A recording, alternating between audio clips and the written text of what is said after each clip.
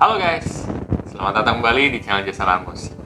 Jadi hari ini gue pengen nge-review investasi gue di untuk mempersiapkan dana darurat reksadana pasar uang ya di aplikasi Bibit selama 18 minggu. Itu kira-kira bagaimana sih perjalanan gue? Nah, di sini juga gue akan memberikan sedikit info nih ke sobat investor ya. Infonya apa? Kalian penasaran? Simak videonya setelah yang satu ini.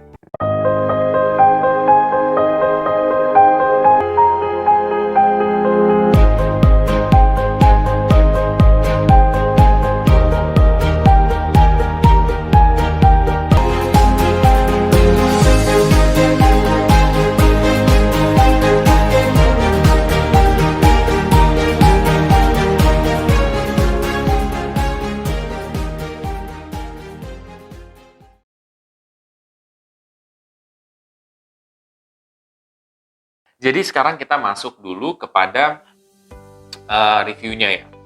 Tapi sebelum mungkin masuk review, kalian itu harus ada disclaimer. Satu, keputusan investasi ada di diri kita masing-masing. Dua, investasi itu pasti mengandung resiko. Salah satu resikonya adalah penurunan. Oke, gimana sih review gue ya untuk di minggu ke-18 ini? Apakah ada progres yang bagus atau enggak? Ya seperti biasa yang kalian tahu, di reksadana pasar uang, gue meningkat lagi keuntungannya ya. Walaupun keuntungannya meningkat sedikit ya, tapi kalian bisa lihat sendiri, itu udah lumayan banget gitu ya. Artinya kalau kamu lihat tadinya mungkin keuntungannya baru berapa, sekarang sudah ada peningkatan. Lantas, kalian akan bertanya lagi, kok untungnya kecil? Jawabannya adalah karena nominal yang gue taruh untuk dana darurat, yang gue cicil, itu jumlahnya kecil. Kalau kamu taruh dalam jumlah besar, tentu hasilnya juga bisa lebih besar. Nah, kuncinya adalah di presentasenya. Seperti itu ya. Tapi nggak apa-apa, karena kan ini namanya aset defensif ya, gitu. Jadi gue tidak yang mengharapkan keuntungan, yang penting duitnya itu nggak depresiasi, itu aja. Seperti itu guys, itu dari segi reviewnya, jadi sudah ada improvement. Dan di saat seperti ini, ya gue top up lagi gitu ya, untuk mempersiapkan dana darurat lagi gitu ya. Dalam arti kan gue nggak tahu ya, di kedepan hari takutnya ada apa, dan gue butuh. Nah, dana ini yang akan gue pakai ya. Nah, buat sobat investor yang ingin tahu lebih soal dana darurat dari awal, itu kalian bisa lihat di playlist gue di dana darurat. Itu dari minggu pertama sampai terakhir ini 18, coba aja ditonton. Nah, nanti di situ kalian bakal dapat ilmu pengetahuan yang banyak soal reksadana pasar uang dan juga dana darurat. Seperti itu. Di saat seperti ini gue top up, yaitu 50.000. Caranya gimana? Gampang aja. Di portofolio gue tinggal klik top up aja. Habis itu masukin nominal investasi yang gue ingin investin, 50.000. Habis itu udah deh, gue tinggal bayar pakai GoPay. Udah, sesederhana itu guys, gitu ya. Oke, itu sih secara singkatnya soal review gue. Lantas, apa sih info yang akan gue beri di sini ya? Nah, di reksadana pasar uang, ya, itu kamu bisa ngelihat analisanya juga kan kalau di Bibit ya. Ada drawdown, ada expense ratio, ya, ada top holdings, ya, ada apa lagi tuh? Fund fact sheet, prospektus, ya. Terus juga ya return CAGR gitu kan. Nah, hari ini gue akan coba bantu kasih tahu soal expense ratio. Nah, expense ratio singkatnya adalah biaya-biaya yang dikeluarkan manajer investasi untuk mengelola produk reksadana ini. Ya, itu dulu.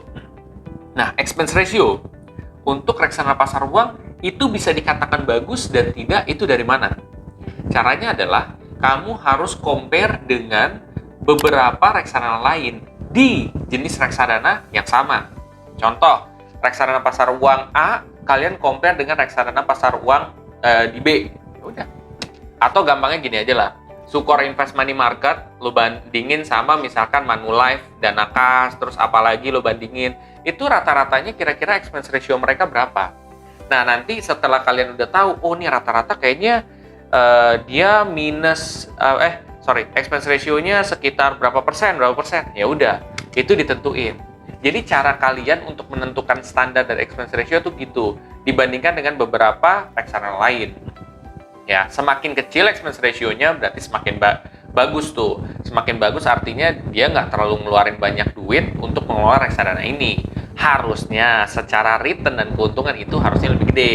Tapi kan case-nya nggak selalu begitu di expense ratio. Banyak kasus juga yang membuktikan bahwa expense ratio gede, ternyata ya hasilnya juga gede gitu.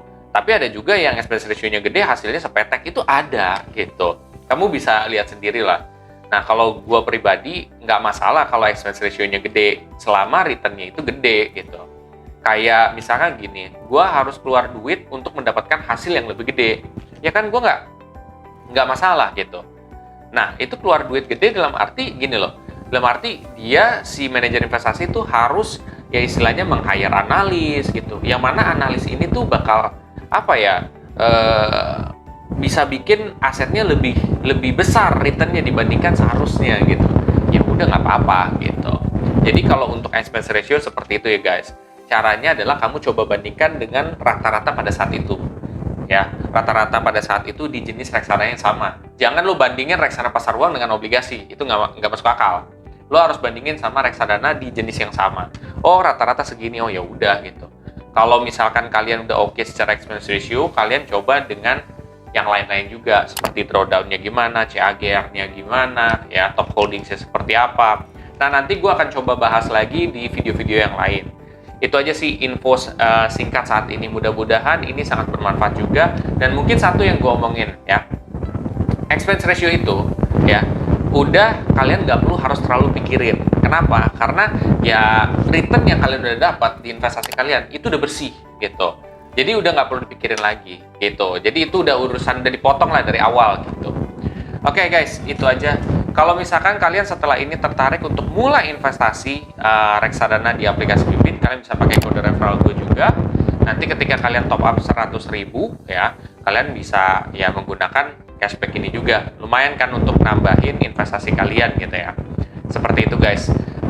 Kalau kalian merasa video ini sangat bermanfaat, please share aja ke sobat investor yang lain. Dan jangan lupa untuk subscribe, like, dan komen di video gue. Sampai jumpa di video gue selanjutnya. Terima kasih.